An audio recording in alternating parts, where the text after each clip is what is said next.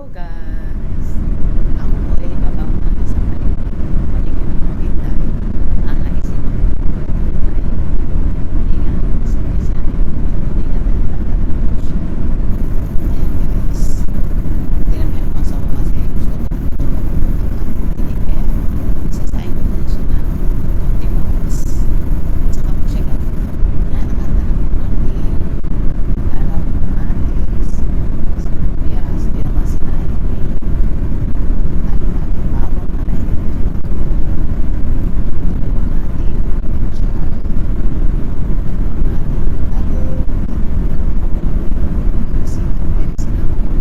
Kasi sayang. At ngayon mag-aano din po ako ng ensalada. Ayan.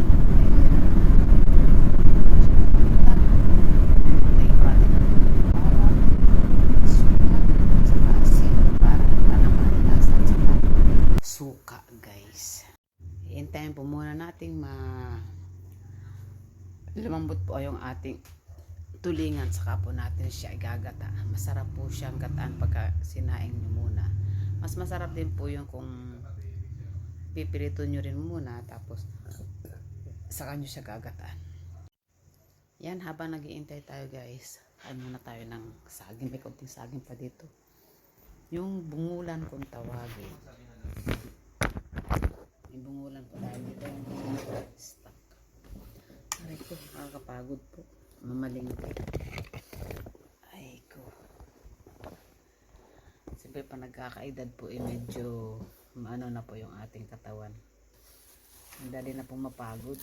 Kaya kailangan nating, kaya ang ginagawa ko nga po ay everyday, pag wala rin akong ginagawa guys, nag-exercise talaga ako. Iba-iba po yung pakiramdam pag nakakapag-exercise. Parang masigla, magaan. At alam nyo guys, yung dati po yung mga ganito, sobrang sakit. Yung mga kaso-kaso ako kasi siguro nga po nakuha ko sa trabaho yung frozen shoulder ko. Kasi nga po SIDA, ibig sabihin yung sa factory ako nagtatrabaho, yung paggawa ng short, sportswear. Siyempre maghapon pa akong nakatayo, maghapon akong gumanyan. Akin lahat to. Magmamats, magbabaliktad, magugupit. Halos lahat po akin. May pagdaan pa nga po ako na mag-aari. Ako yung nasa Korea. Buti na nga lang po nagkataon na holidays noong time na yun. Chusok.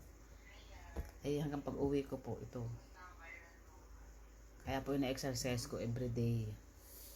Iba-iba po ang pakiramdam pag nakakapag-exercise. Ang ganda po yun guys. Pag may time din lamang kahit 30 minutes. Kain muna tayo ng saging habang nag-iintay. Bungulan po ito ang tawag sa amin eh. Hindi naman siya lakatan. Alam niyo kahit hinog na siya, matigas pa rin ang laman.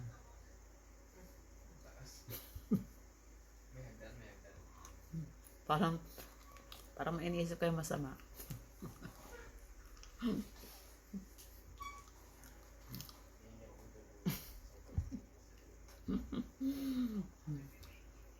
Ayo ang harap nila eh. Kain.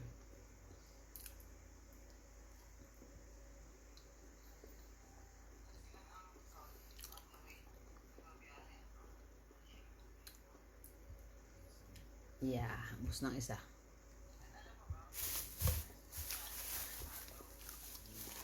Medyo nagutom na agad ako kasi ang almusal ko nga lang po'y pandesal.